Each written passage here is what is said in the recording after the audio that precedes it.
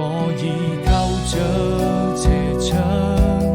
看着來時的路，看雨也停了，風涼過地也不只是孤獨，彷彿聽見你的腳步飄向遠處，鐘樓鐘聲訴說着人們的思念，人在旅途，從那年夏天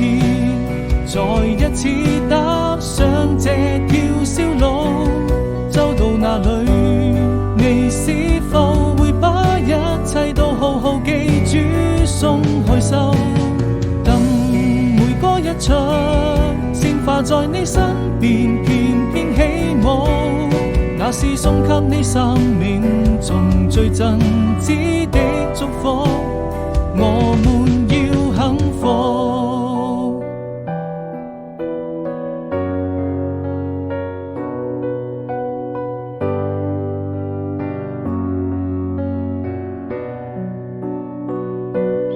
我倚靠着斜窗，看着來時的路，看雨也停了，風涼過地也不只是